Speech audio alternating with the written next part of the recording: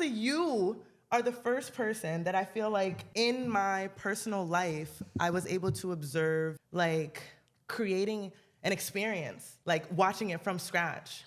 And it was with self-care room. Yeah, for real. And like from there, I was like, how can I create an experience for people? And this is the first time, like I didn't feel it while I was fitness coaching. I didn't feel it like, I mean, I feel it in conversation. So like, this is like the first time where I'm like, I can literally give people an experience. Like, what do you want to drink? Maybe next time I bring food, you know, how can I make you feel comfortable? Sweet. And it's like the last conversation I had, she cried.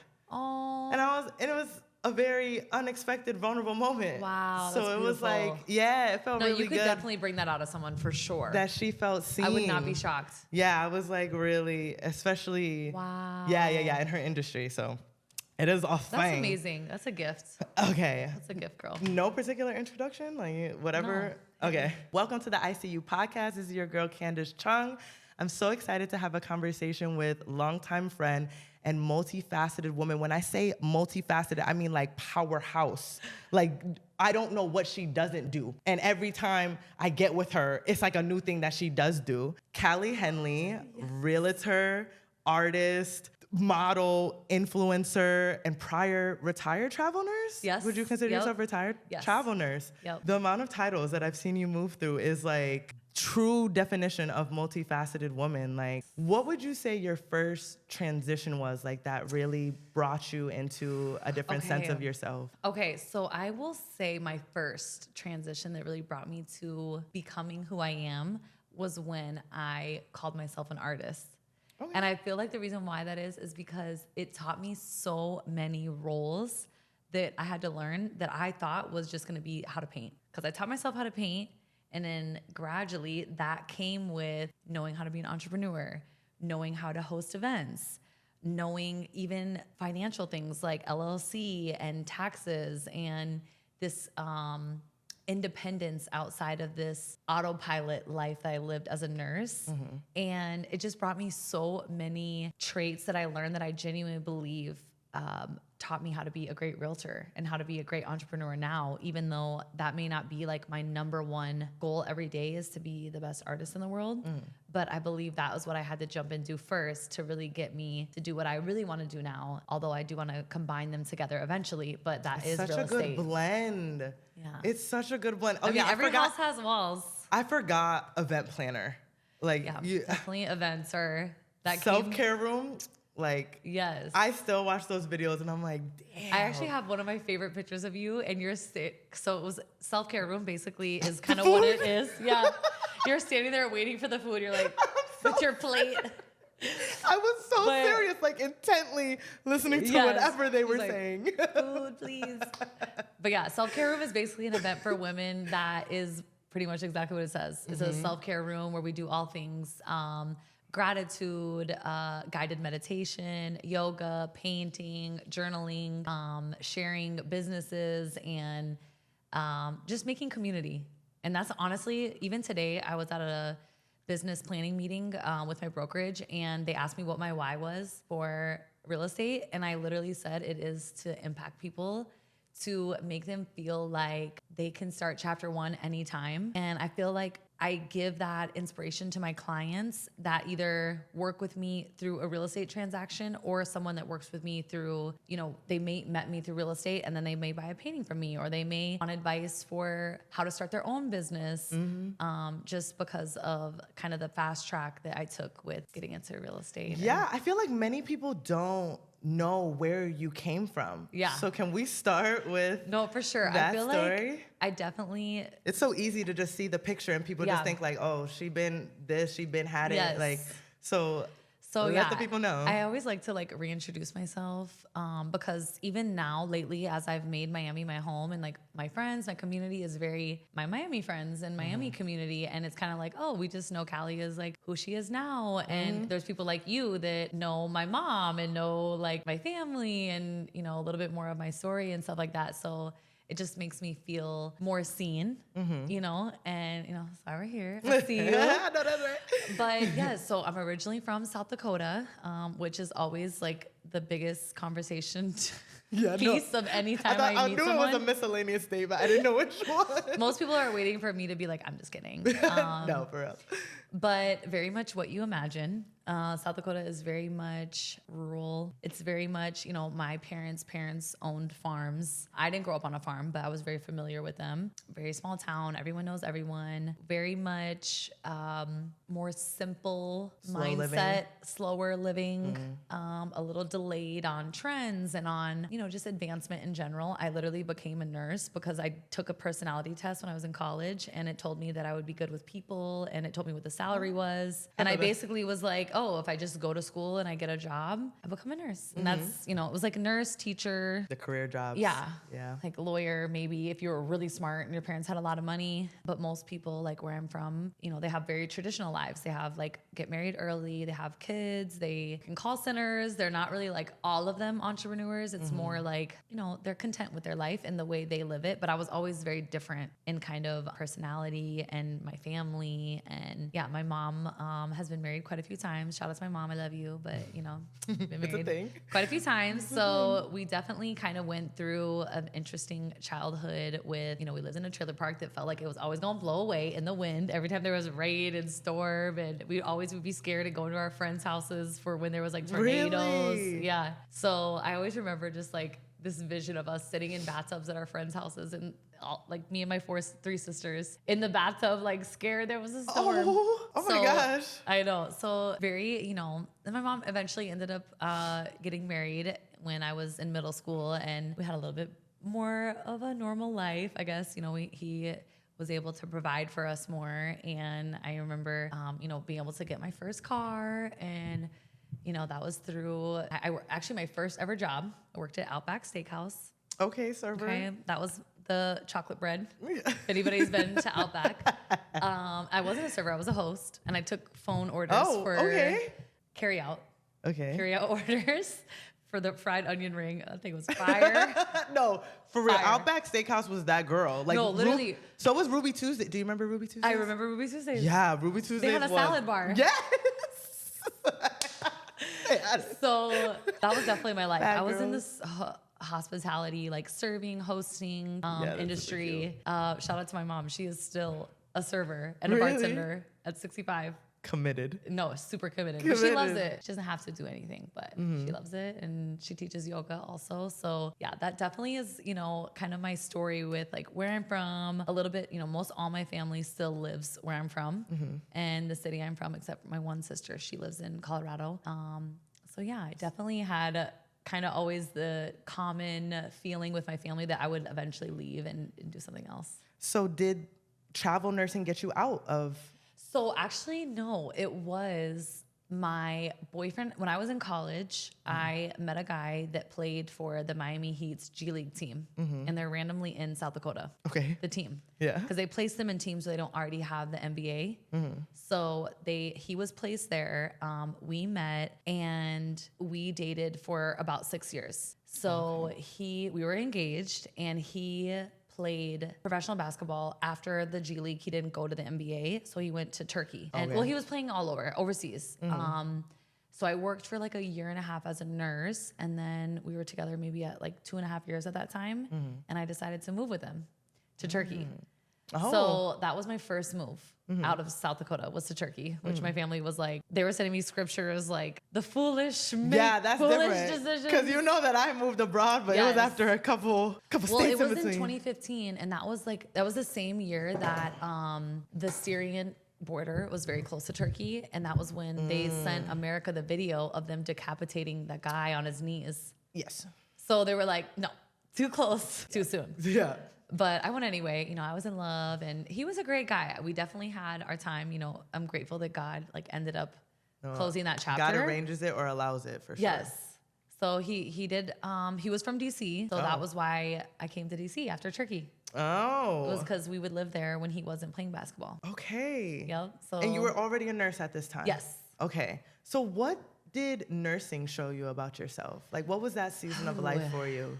Yes. Okay. So I will say that nursing definitely taught me things that I don't think I was strong at when I was growing up because I didn't really know my dad. So my mom, I was her fourth daughter. Okay. So my mom was, very much into her marriage and into her personal life, into her personal things. So I kind of was like living life on my terms. Like I had attitude problem. I definitely like didn't care about school really until I got into college. I like really care about school.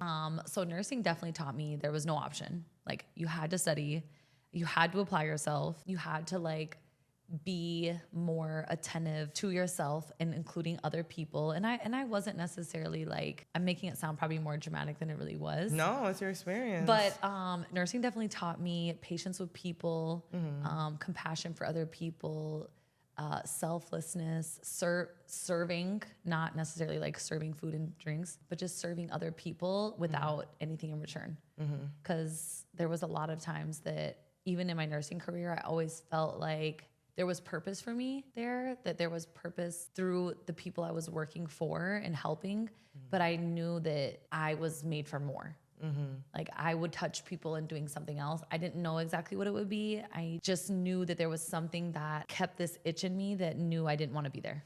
I feel that like the medical field in itself, like I was not a nurse, but I was a medic in the Air Force. And like I quickly realized like you have to be a particular kind of person and have a very deep bucket of empathy and compassion and these really nurturing skills that I'm like, we really gotta like vet. You know what I'm saying? And you are that person, and like God bless anyone that was able to be touched by you. But I realize I don't need to be in that. I don't need to be doing that. You know, honestly, like if I'm being transparent, like I was drained often. I had a very hard time regulating my emotions around other people that are going through some of the worst times of their life. Like it was very rough, and I was like, I don't want this for longer than I have to have it. And I think too, like we experience it as patients where we feel like a number. Yeah. And we feel like I heard the other day a girl I know, she was like, it took me, I waited in the waiting room for 45 minutes. It was a maternity checkup.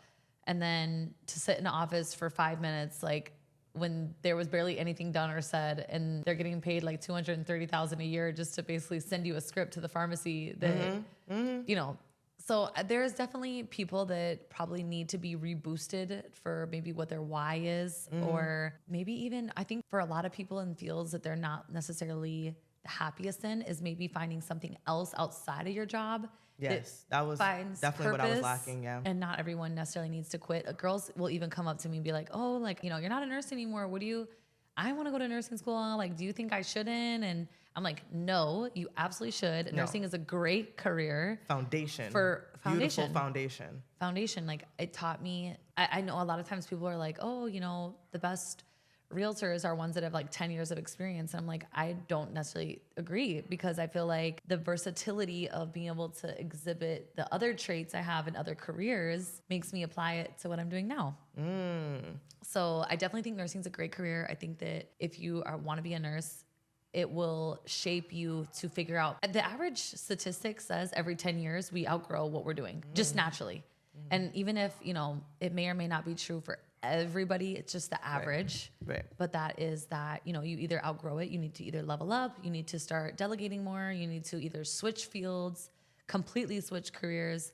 But the truth is, after 10 years, which it was 10 years exactly. I technically only practiced for 7 because I lived overseas for 3. But yeah, it was 10 years. So I just had to navigate. Yeah, you have had a lot of transition in your life, and so have I. And I have found with life coaching clients, or really just through conversation around me, like people don't do well with change. And I can say that there was a point in my life where I was very fearful. Like I believe that to a point, I feared like discomfort, but speaking of foundation, like the military being my foundation, like I got over that in that 6 years. Like I needed that season of my life to like really, so real, like really get into myself and see, like, first of all, I used to quit everything. That was for one also. Like that was the first thing before I the did military? not, before the military, I quit everything. Like there's not one single thing before the military that was like followed through. And I was good at sports, I quit everything, like just out of fear. And that was the first thing that I did. And I literally joined the military with that thought of like, I cannot quit this thing. Like I need to see what I'm capable of once I really, through all the emotions, through thick and thin, like go through something. And at least I know that there's a time period on it. And I have control to a certain extent, how I extend that time if I choose to do so. Wow. So when it comes to transition, though, that was my first transition. Like, Yeah. I used the military to get out of my city. Like, I Yeah. would definitely not be in good shape if I was still at home. And I find that it's really important to leave home. Like, you have Yeah. to move out of what has shaped you Yeah. so you can be shaped different. Yes. So how do you speak to like handling transition? And Yes. you've moved through careers, you've moved through cities, you've moved through countries, like Yeah. similar stories. So it's like, You know, I will say for the number one answer that comes to mind with handling transition is discernment.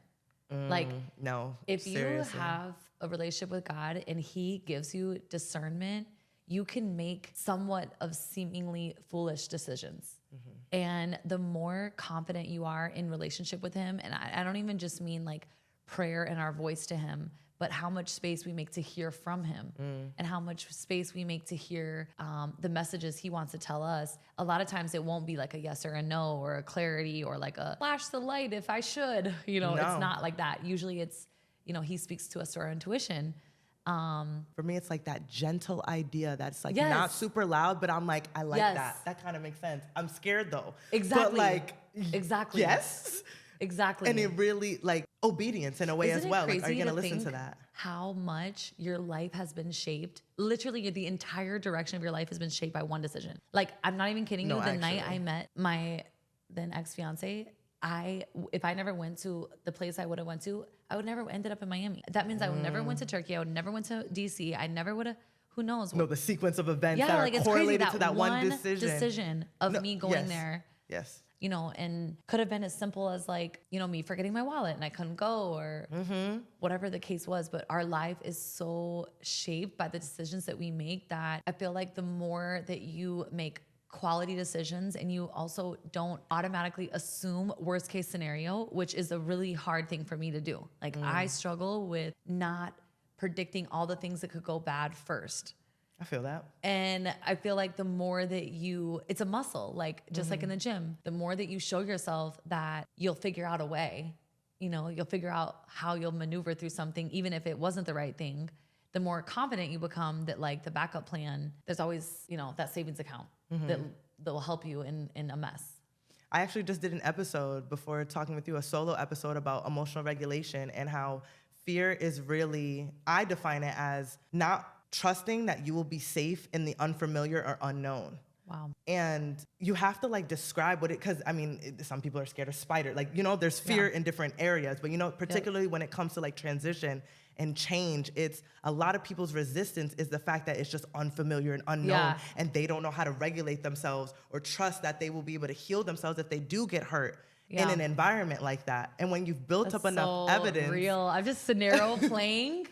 Thank you. This is random, but did you see the video where G Herbo was settling his son down from getting his ears pierced? Yes. And he was like, was "It's telling okay, him it's like okay, the son, you can cry." anticipation of the fear Oh, yeah, that's as he was crying and didn't want to get it done, and they hadn't even touched his ears yet. And it made me think too, like how many times exactly that? How many times are we pre-anticipating the fall? You know, and not trusting that you'll be able to be okay, even if you do. Like you can't control. You can only control so much. Yep. You can only control so much. So it's like, I'm not saying that you won't get hurt. I'm not saying nothing bad won't happen. Yeah. But you got to trust that you are protected and provided for and you're going to be okay. Right. Like, that's how you Like become even- not scared of something. Even for example, like if someone was to tell me, oh, you're gonna go to Turkey and you're gonna be with this guy in DC, and at that time you shouldn't do these things because you guys are gonna end up breaking up. In that moment, I probably would have said, you know what, you're right. I'm probably just not gonna do those things. But looking back, I needed Really? those things. Looking you back, think at the time you would have been like, heard if someone was like, oh no, like you shouldn't even move with him, I thought we were gonna get married, you know? So I made those, paused my career. I took a step from my family. I, you know, was in a place where they didn't speak English and I didn't know their language, you know? So I probably would have been like, all right, let me think about this better if I know that it's not going to be my future. But looking back, I would have been like, no, do what you're supposed to do. You're going to fail, but really it's going to be your setup. Girl, I was so rebellious. I wanted to do the opposite of people were like, you're going to die in Mexico. And I was like, fuck it. I'm going to die in Mexico. That's like, a cool story. That'd be a cool story. She went to Mexico and died. I got violently sick. I almost died. I got pneumonia in Mexico when I lived in Vallarta. No, that's crazy. I mean, the Listen. medical care there is different than American. Like, I didn't eat for 3 hoping. days. I ended up crawling to a smoothie shop. I drank the smoothie and almost shit on myself because nothing had Listen, been in my body. still a good story. Exactly. And I literally, like, I didn't listen to anybody. Like, I just couldn't. So that is... But I think that probably stems from you feeling like people don't trust your decisions, maybe. I think I was trying to trust my own decisions. Yeah, exactly. So you're proving to yourself Yeah. that you may not agree with what I think or say, but I do have, I have the confidence in myself, and through me showing you that you can trust me. Right. No, it's stacking up the evidence. Like, I have enough evidence in my life that... Did you die though? Listen, not only didn't I die, but I came back like 10 levels higher. Like, it's like... You know how I got here. Yes. You know what I'm saying? Crazy, girl. And that's not... Crazy. I'm not fully ready Yeah. to share that, but like I know that at some point I should share that because every time I tell somebody, they're like, you? And I'm like, it can really, be anybody. Like, anybody. And that was all for my own And stupid to see you now, decisions. like, so flourishing Girl, is insane. supposed to be. It's not insane. Here.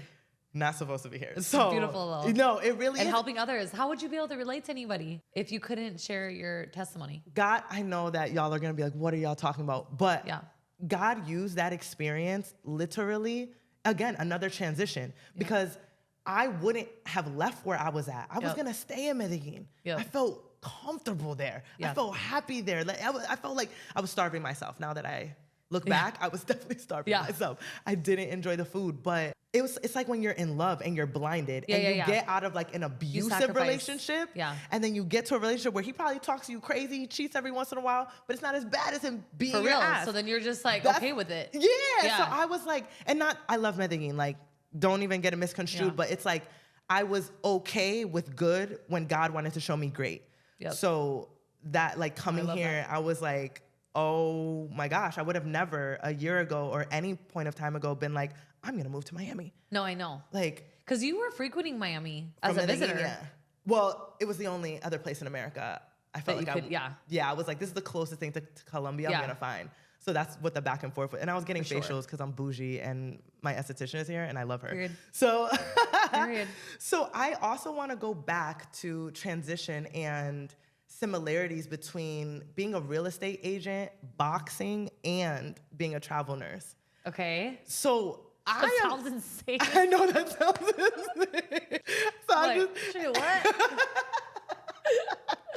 So it's like, I mean, do you feel like you switched out one fight for another fight when you went through the transition of becoming a real estate agent from being a travel nurse? Ooh, that's good.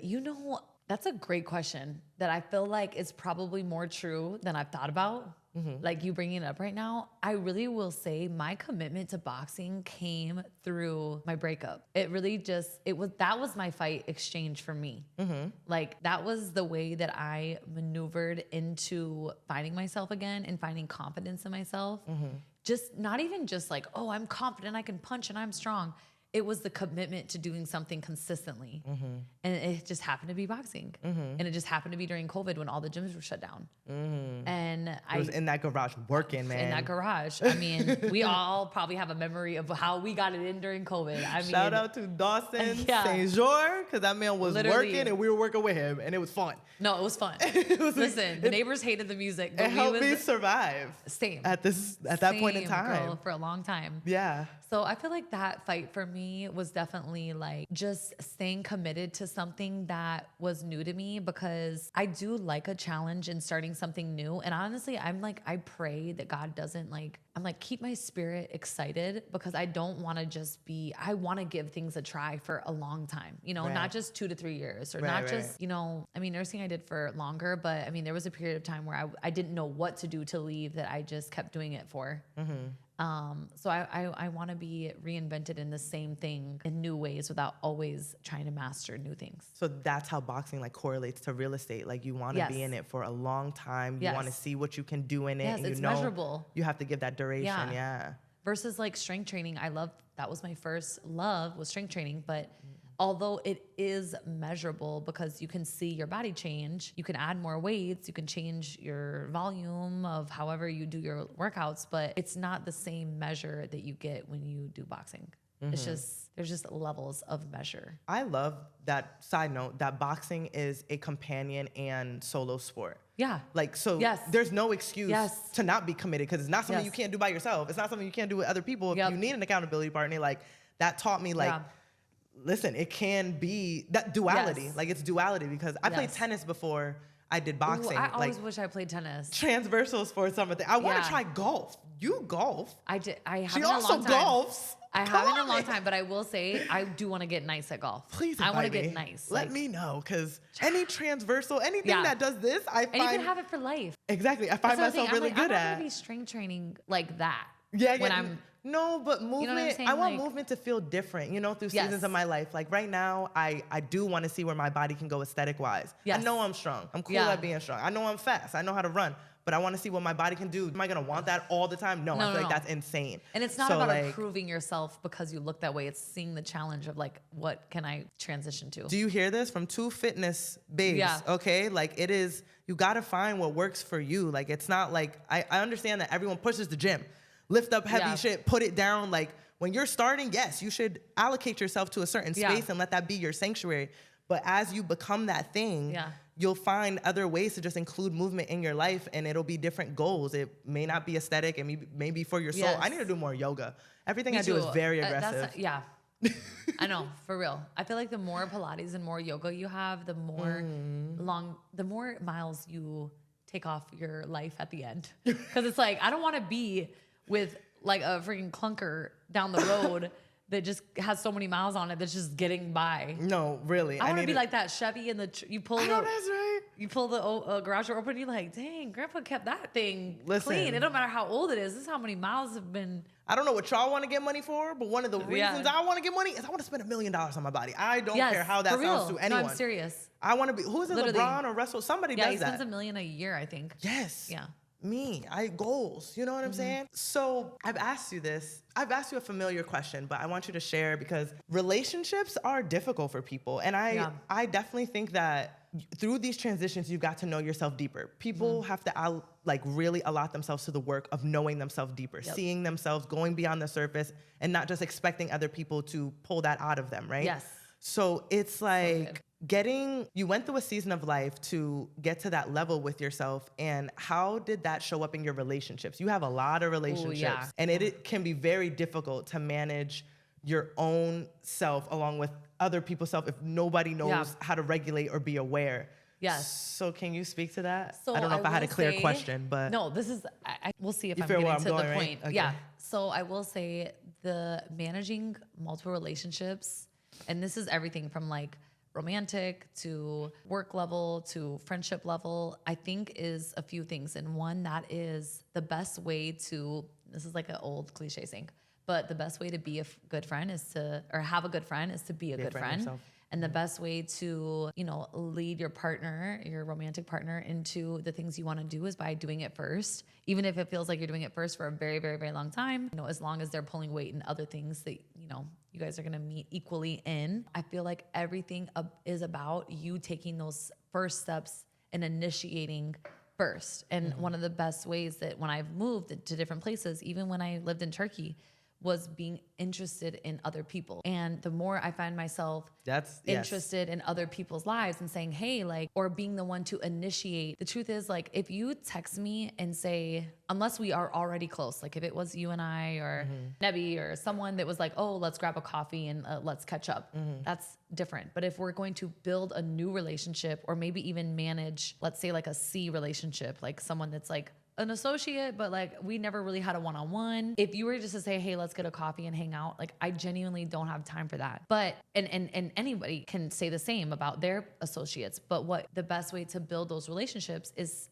by involving them in something as a already organized thing. Hey, have you, the Multiple acai contacts bowls at once. are buy one, get one. Let's go on Friday. I want to talk to you about this event I'm doing or I'm going to Faina. They're having a yoga event. I got an extra ticket. Come with me.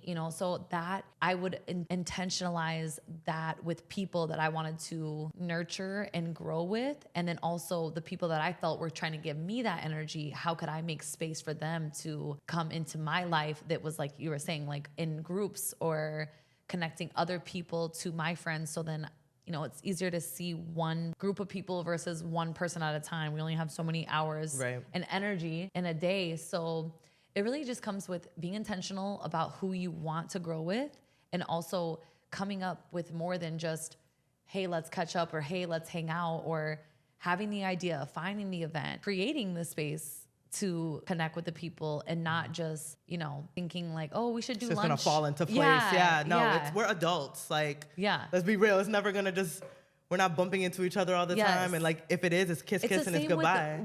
The way that women want to be courted. We don't want a guy to hit us up and say, hey, let's do dinner this week. No, what time?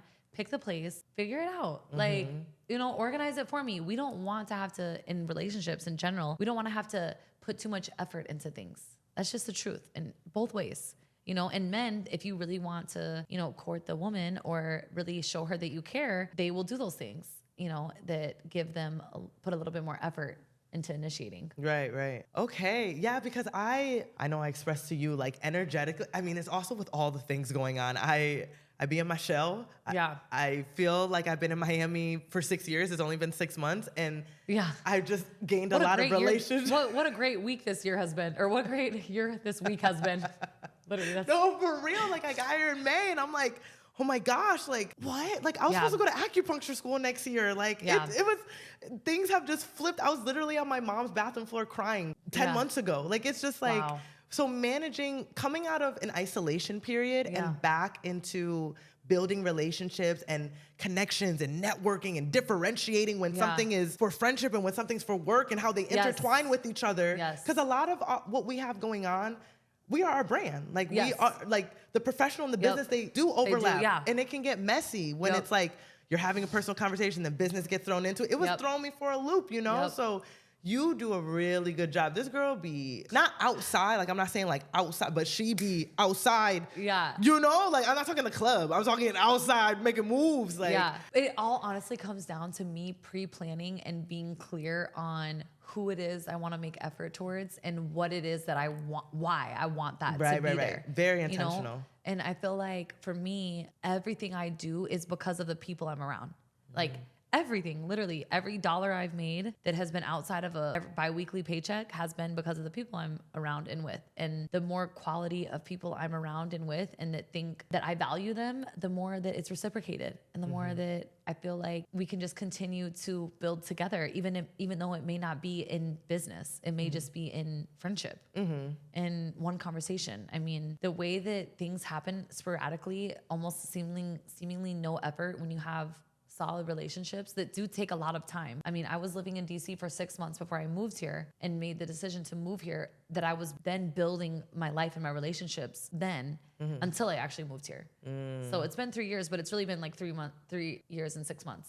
Even though my living location was still DC. Because you were back and forth. I mean, I did that with Medellin. I was going to Boxer. I was showing my face. And then once I felt comfortable enough, like, okay, I have these friendships. I have these people supporting me. I am, opening these opportunities to, even if it was 1 or 2, I was like, all right, it's possible. And, now I'm ready to fully go. And I have like such an admiration for people that move to cities, even when they know some people, but when they know no one, and they like either are just coming for their job, or they're literally building their job, their friends, everything, because it is really not easy, like, especially when you don't have a partner, because I had Earl. And to be honest with you, like, as much as I love my community, and I probably wouldn't know what this actually feels like, but I would say, like, I'm good with my man.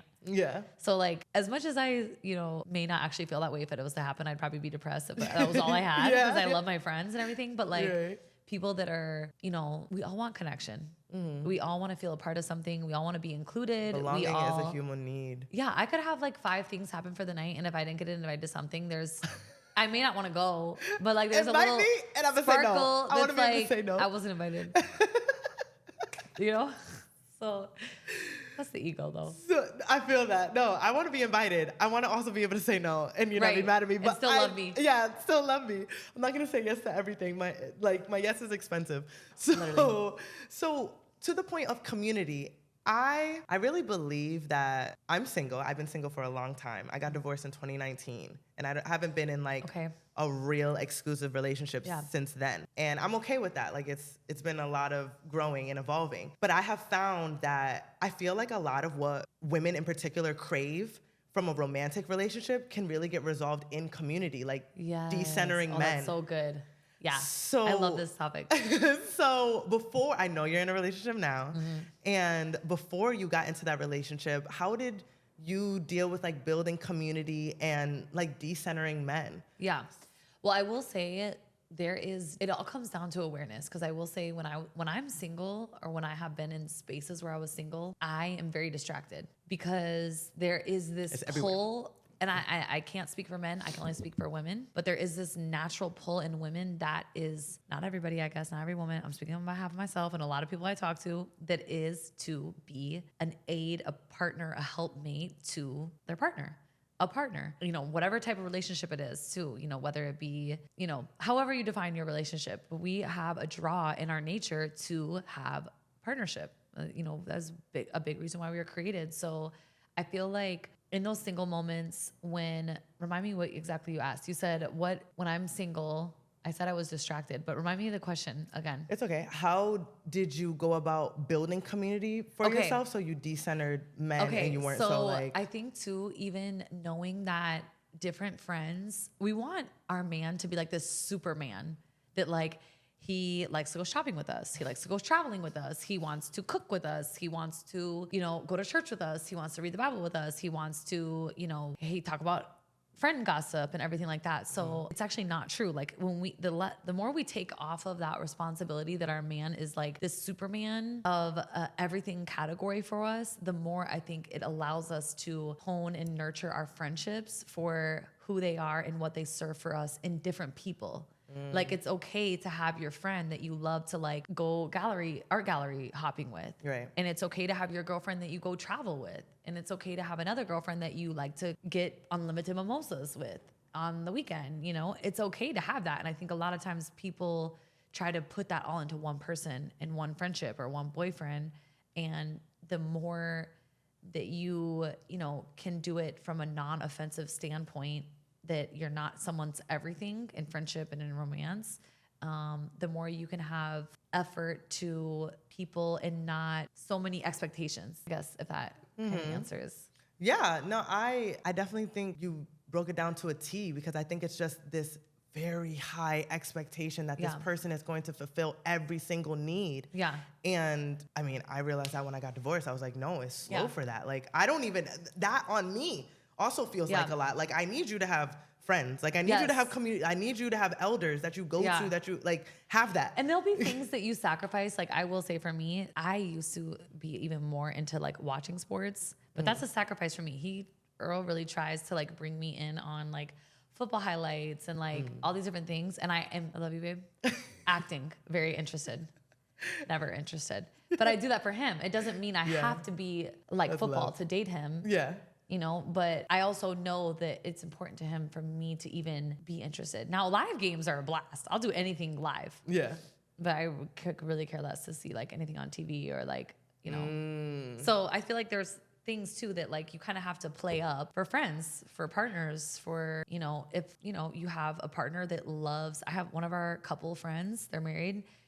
One of them loves comedy shows. The other one doesn't. But guess what? They both will go occasionally to meet the needs of each other. And it's the same thing with friendships. And love is seeing another person happy, wanting them to be happy in the way that you want to make yourself happy. That is why I literally will be like, oh my God, no way. Yeah, like making you light up like me up. You know what I'm saying? So when it comes to building relationships, because I've actually had the opposite experience. Everywhere that I've moved to, especially in Medellin, I'm not saying that it was easy to make relationships, but it did come quickly. Naturally, Yeah, it did come quickly. And it's like, I didn't know many people when I moved in Miami, but same thing, same pattern. Yeah. But I really believe that I've honed in on some of the essential skills that it takes to build relationships, right? Like, I'm a communicator. I'm Yes. gonna over communicate. Yeah, you are. You cannot like. I don't want There's anything no to question be. Of space. I don't want anything to be misconstrued. Like I know you can't read my mind, so I'm gonna say what I need to say, keep what I need to sort out with myself, and not even blame that on you because I know it's my own. So what do you feel like are essential skills to building relationships? Okay, I will say number one, communicating for sure.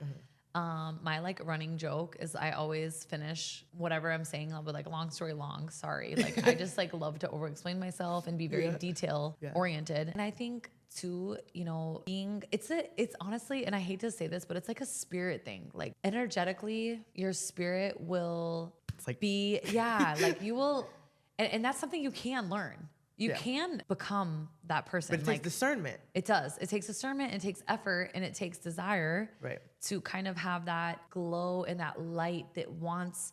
We all want to be around people that we want to be like, or that we see bits of ourselves in, or who we want to be in. And I think that's what draws people together, is because and sometimes the confusion is that we think that we need to be friends with people that we're exactly like right now. And that is just not really realistic. So finding people that you can, like for example, say, some people can maybe look at another friend and admire how timely they are, but maybe they're not the timely one. And maybe they're the one that likes to stay home a lot and they cancel on a lot of events and outings and things like that. And they're the one that always wants to be present and do all the things. And there is eventually merging that we take from each other's strengths and weaknesses. But I think it's just accepting your differences, and that we're not meant to be all exactly alike. We're meant to learn from each other. We're meant to learn from each other. We're meant to not take things so personally. I feel like that's a lot of things that friendships don't usually build from, or even like associates will be offended by other people so easily. And it's like, even think about the times where maybe you were always late, or you wanted to be in the house more. I feel like everyone's a mirror, and whether it's past self, present self, future self, you get to decide which one, but like they're reflecting something about you that's either going to annoy you because it's something you want to adjust, or you admire it because you're like a certain part of you loves that about yourself too. It's like, I be saying I'm in love with all my friends. Like not even like romantically, but like I'm genuinely in love with something about them. And even if I'm not, they're showing me something about myself that maybe I want to change. But you could also, and that's also your personal development, because you could also pinpoint negative things about all your friends. That's true. You could literally, just the same way you quickly said, I love all my friends, you just visioned their face and something you love about them that quick. Right. And as I said, you could picture something negative about them, or you could do it as we're talking right now. You could think of something that is maybe a flaw or something, So I think it's also your own personal development to think about yourself and how you visualize and your instant responses to people and things, and how do you take things personally, and are you seeing things for a full picture, and that's a you thing. And we've both been subject to other people's feelings and opinions, and absolutely the older I've gotten and the more involved in multiple things I've gotten, I have been very much aware that I'm not everybody's person, and unfortunately I have made mistakes. I have, a person that has learned through people and my experiences with relationships that have made me better for future relationships. And unfortunately those relationships, had to get me to grow, that the next person never really had to have that experience with me through, whether it be dishonesty or gossip or, whatever it may be. But I think that, unfortunately we don't learn a lesson unless someone could tell you something about how they were dishonest with their friend, but you don't learn it for your friend until you did it yourself, So So communication, personal development, discernment. Well, I feel like personal development and discernment go together. Give me one more. Honestly, experience. Just experience of friendships. How do you know how to be a better friend if you don't put yourself out there to make other friendships and to maybe be a bad friend, maybe, and not intentionally go out there and be a bad friend, but how do you be not a great friend if you only stick to your same 3 high school friends that you've ever known because you just unconditionally love each other like your sisters? Right. Like those relationships, you have to be tested. In a way, like there's certain tests that show you like, whoa, what is that? Or it's boundaries, really. Like with different relationships show you different boundaries that you want to have for yourself or with people, or you just know is like across the board. Like if this happens, like I'm good. Or if this happens, then I feel like I can trust this person. Yes. So I asked Earl this in the gym, and I'm going to ask you this. Do you feel, it was just like out the blue. He was like, what? I was like, sorry to hit you with that. Yeah. Do you feel like trust can be earned, or is it something that's given and that's slowly depleted? Okay, so I will say that trust is a decision you make about how you feel about people in general. Like that is, Right. I don't really necessarily believe that people earn your trust, but if you lose my trust, then it's hard to ever delete a red flag, you know? So it's like innocent. What's the American law? They say like you're innocent till guilty. Oh, okay. Innocent until proven guilty. Yes. Yeah, so for me, I'm like, I trust you. I'm Innocent not till like, proven guilty. I'm not necessarily thinking I don't trust you because I don't trust people or I don't trust men because I cheated or whatever. I will not trust you when you show me a reason to me why I shouldn't trust you. And I have been told through other friends, even friends that I have, like, oh, she's a backstabber. Like, you know, you should watch out. You know, he this, she that, this job, everybody's realtor, you're, you know, dropout, blah, blah, blah, blah, blah, all this stuff. And then through my personal experience, I'll determine how I feel about that then. But the more that I use past experiences of myself or other people's experiences, I realize that that's just not a true evaluation of how I can build trust for someone. And that's like my smaller person that's thinking that way. My bigger self, my best self is like allowing you to build it through just who you are. Yeah, because you know how they say respect can be earned. Yeah. I feel like loyalty can be earned, but like and that's a lot of people's setback with building relationships. It's just, I don't trust anybody. Yeah. No, like, I don't agree. want to trust anyone. So it's like People have a lot of hurts. A lot. right. And I think that there are some valid reasons why you have a wall up per se, but I will say that like I don't think it's anybody's duty to prove to you that they should trust you unless Or you should trust them. or you should trust them. Right. Unless it's something of very high regard. For example, honestly, again, it's energy level. Like when we were interviewing people to watch Earl's Daughter, how did she earn our trust? We interviewed like 6 people and we had them over for a day or two before we actually were like, all right, you're the one that we're gonna let you be alone with her. Right. It's like you earn our trust just through your energy. And it's not like we were like, all right, we're gonna keep you around for 3 months. And at that point, we're gonna determine that you mean well, you know? So I think some people just hold too much of a high regard but you also, again, have to have discernment because you don't want someone that you should not be trusting. Like if someone's warned you about very specific examples, you know, I wouldn't say necessarily to, you know, give the same grace. I would put your wall and guard up, but not to an extent that you're like. Trust that you can see people for who they really are. Yeah. And if they show you something, you take that not personally. Yes. And that you can see it for what it is and know that that's a them thing, especially if you're just starting out. Like it's so situational. It's so situational. Like even friends I know that you know are dating guys that used to have a history of like being playboys and being city boys, and you know the first instinct would be like, oh my god, don't date that guy, like he used to da da da.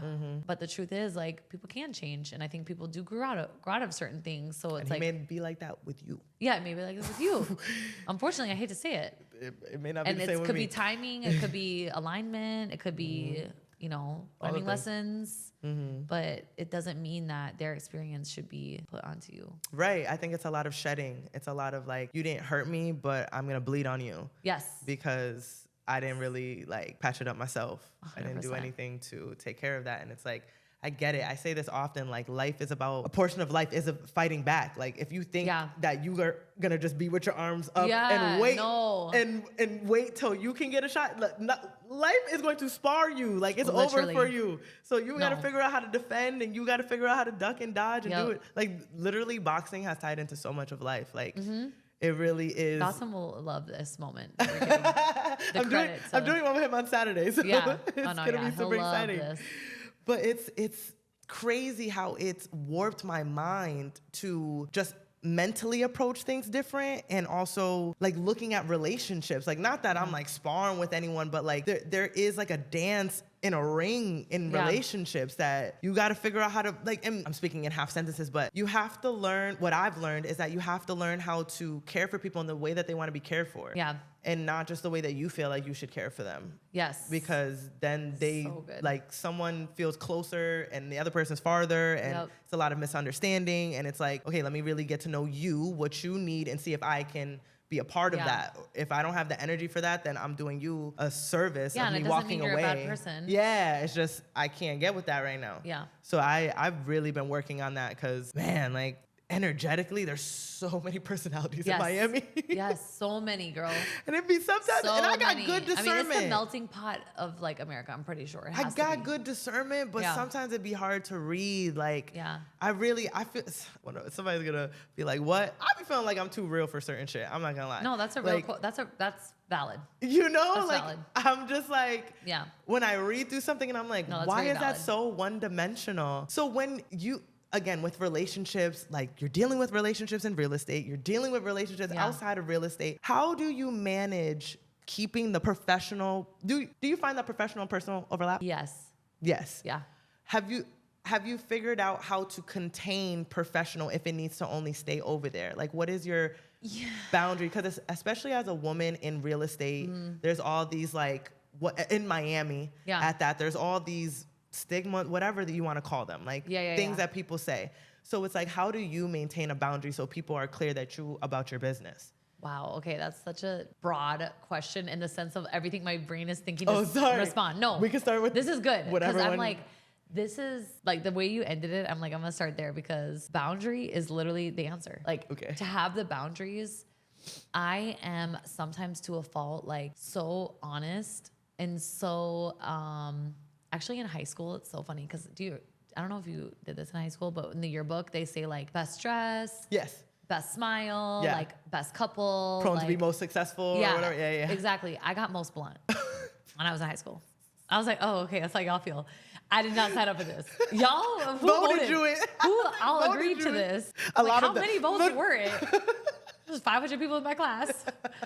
Oh gosh. Yeah. Okay. So anyway, I feel hilarious. like it's always been this like two-sided person of me. It's either like the super people pleasing. I want you to like me. I want you to love me, actually. I want to be your favorite person. And I want to perform in a way that is like so in alignment with what you want that I'll become that person for you. And then there's this other side of me that's like, I don't have the filter to not say what I feel, even if it may or may not hurt your feelings. And then like eventually as I got older, they blended into a more selfless person in response, but also in alignment with who I am before the emotion comes. For example, if I told myself on Sunday that I'm only doing 2 outings this week and I'm not going like at night, you know, because I like to wake up early. I like to not feel like I'm getting sleep deprived for things that are for other people. Right. And it comes to the moment where I'm like, shoot, I've canceled on this person literally 5 times. I told myself I was only going to do 2. I remind myself to go back to that boundary before the emotion came up, before the feeling came up. And that's the promise I made to myself. And I keep those boundaries so I don't burn out. And I still be realistic with how much I'm probably going to possibly get to a point where I'm breaking boundaries, that I don't have to feel like I am being a hermit, you know, and not saying yes to anything. So it's really honestly just pre-aligning myself with what it is I want to do and say, and also not really feeling like, because at the end of the day, we think everybody cares about us so much, and we think other people's expectations are so high for ourselves, but at the end of the day, like they're less worried about you than they am about themselves. We're all worried about ourselves. Like even in yoga, I remember them one time telling us like, don't worry about your neighbor or don't worry about what your neighbor thinks in yoga because they're too busy worrying about themselves. For real. Stop thinking that your neighbor is Nobody looking at thinks how about you're... you as much as you think about you. Exactly. So it's like the more that you remind yourself that, you know, gentle people, good people, people that are meant to be in your life are not going to disinclude you, disassociate from you, and love you less if you are less available to their needs. Oh. Although I do feel like there is a certain point that there is going to have to be some bending of your needs first. Like, you know, if you have a friend's birthday that is really important to you and, you know, you haven't seen them in a while, but it was supposed to be, you know, an early morning for you. Yeah, you do have to sacrifice some of your, you know, depending on the season you're in, you know, sometimes I go into like my strict, like I'm fasting from all the things, you know, and you can't even get in this bubble. Yeah, this definitely translates, like it's self-respect. It's really like self-respect, which in turn ties into self-preservation, which turns into self-love. And like that shows up in work, and that shows up when you have to close out things for people, when you have to, I mean, for me, it's like be emotionally available and hold people in a certain space, you know? Like, it's like you gotta have these boundaries so that you can show up in your workspace the way that you need to, because when you don't, like, all that gets ruffled and messy. And especially here, it's like, I see the same people at the gym every day. Yeah. You know, Especially when you go during the same people at times. the gym have been on the podcast, so they're seeing me for real every day, like seeing me through all the emotions. Like it's all tied together, and it's like, man, what a journey. But relationships are some of the most beautiful things of life. Like they are my flowers in my garden of life. Yes. Like, you know, like I have my little roses. When we reflect on like our life, we think about our experiences with the people we in relationship had in our life with. Yeah, and that's everything why it's so from like important. the in-depth ones to long ones, short ones, immediate ones, past ones. That's like where our memories and our juices come from, are the relationships we have. And that's why it's, you know, choose wisely. And it's also why you should have an abundance of experiences and not just a few, because, you know, you don't want disappointment. And gets you closer to your purpose. Yeah. And speaking of purpose, do you feel like real estate is your purpose? No, I don't feel like real estate's my purpose. I feel like real estate is my vehicle to my purpose. Okay. And my purpose is to just impact people every day. And it's also, I feel like God's gift to me was doing something in that purpose of doing something I'm really good at and something I actually really like to do. I love closing deals. I love transactions. Like I love making people feel confident in the work I do and making people feel grateful in a really stressful situation. And like actually being very, very knowledgeable. Like I love feeling like secretly I love impressing people. I know that's right. You know? I literally say all the time, I'm one of the most interesting people you're going to come across. Yeah, like, I heard you say that. It's true. It's true. All the time. Like, can I really believe that, man? Surprise after surprise. Like, I got another one. You want 14 of them? I got 14 of them. How do you say surprise in Spanish? Sorpresa. Yeah, exactly. That's what I'm saying. Like, it's like, wow. So what do you have to say to people? Did you always know that was your purpose? Let me ask you that. No, not always. I feel like the more that I nurtured people and the more that I felt people's seeing a light in me and inspiring them to like do something, whether it be not even related to what I do or just being joyful maybe in a negative situation or whatever, I definitely felt that there was purpose for me in whatever I was doing, just to be that spirit of excellence in all the things. So I feel like, you know, as much as I do say like the prayer of like, God, like, please help me stay. I do want to like really see the growth in real estate, like 10, 20 years. Like I really, you know, eventually like 20-year goal would not be like doing sales transactions. I would like to do development. I would like to, you know, delegate to, you know, different levels. But I really feel that the real estate is my vehicle for impact, for aid, and for really putting people on game. Like I really feel like I learned about real estate and I came from a place where I literally remember telling my mentor, like I knew as much Mandarin as I knew real estate. And that was nothing. I was like, is that something else I don't know? No. Wait. Nothing. Wow. Yeah. So what do you have to say to people that are really searching through their purpose? Because I think purpose has been promoted as it needs to be like niched down. Like people think it's tied to like a career path or like a title. So what do you want to say to the person that's going through that? You know, I would say really think about like, you know, when I feel like I'm led, like kingdom led, like when I'm being led by God and I think of the conversations he has with me, I know that it's never about my work. Like it's not a work relationship we have with God.